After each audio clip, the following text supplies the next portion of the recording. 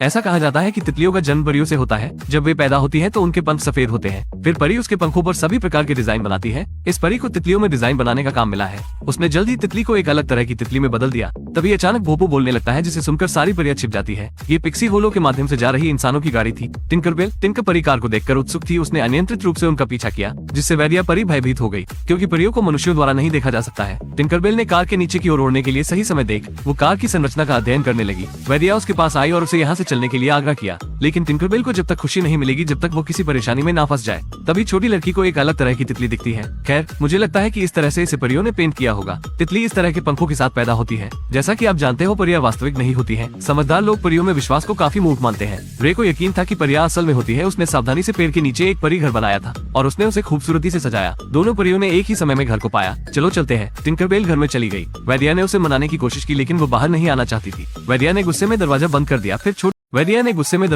दिया। फिर छोटी लड़की अचानक वहाँ दिखाई दी। ये देख वैदिया दरवाजा खोलने के लिए दौड़ी, लेकिन दरवाजा जाम हो गया था। जब दरवाजा नहीं खुल रहा था तो टिंकरबेल को कुछ गलत लगने लगता है। वो दरवाजा खोलकर बाहर निकलने की कोशिश करने लगी। रे ने कमरे को हिलते हुए देखा। वो बहुत हैरान थी। इधर टिंकरबेल वैदिया को बुलाने लगती है, उसे दरवाजा खोलने के लिए कहने लगती है। तभी उसकी नजर रे पर पड़ती है, जिसे देखकर वो डर जाती है और नीचे गिर जाती है। इधर रे भी टिंकरबेल को देख लेती है, इसलिए वे अपने पिता को दिखाने के लिए चली जाती है। पापा पापा पापा। पिताजी हमेशा काम के कारण रे को नजरअंदाज कर देते हैं। वो एंटोमोलॉजी के प्रोफेसर है। वो तितली को पकड़कर उस पर अध्ययन करते हैं। उसे दीवार पर लटकती हुई बहुत सारी तितली दिखती है, जिसे देखकर वो डर जाती है। इसलिए वो झोपड़ी को उठाकर अपने कमरे में चली गई। रे ने झोपड़ी की छत खोली। टिंकरबेल घबरा जाती है और फिर नीचे गिर जाती है। तभी एक बड़ी मोटी बिल्ली बाहर आ गई, फिर उसे देखने लगती है। ऐसा कहा जाता है कि बिल्ली किसी भी हिलती हुई चीज को पकड़ने लगती है, और यह बात सच है। वो लगातार टिंकरबेल को पकड़ने की कोशिश करती है। टिंकरबेल लगभग उसका खाना बन ही गई थी, लेकिन तभी वो पिंजरे के अंदर चली गई और इस तरह से उसने अपनी जान बचाई। वैदिया, जो रफ्तार परी है, वो मदद के लिए पिक्सी होलो जाने लगती है। टिंकरबेल को इंसानों ने पकड़ लिया है। ये सुनकर वहाँ सारे घबरा जाते। मनुष्यों ने टिंकरबेल को पकड़ लिया। ये सुनकर सारे घबरा जाते हैं,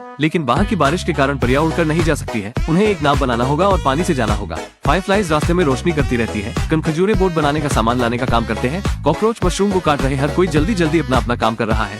जोर लगा के हैसा। लिटिल लेडी बट कुशलता से एक रस्सी बांध देती है। बीटल खुद को हथौड़े के रूप में उपयोग करते हैं। Ouch ouch ouch. Little bee भी मदद करने के लिए आती है। जानवरों और परियों के सहयोग के साथ एक सेलबोट बनकर तैयार हो जाती है। अब ज्यादा समय बर्बाद मत करो, आओ चलना शुरू करें। पशु परियों को आगे एक झरना दिखाई देता है। परियों ने नाव को पुनर्निर्देशित करने के लिए अपने केले के पत्तों का उपयोग किया। घबराओ मत, क्योंकि पानी वाली परी है ना यहाँ। उसने पानी के झरने को एक नदी में बदल दिया। सेलबोट ठोकर खाता है और घास में गिर जाता है। कौन कौन जीवित है? मैं नहीं हूँ।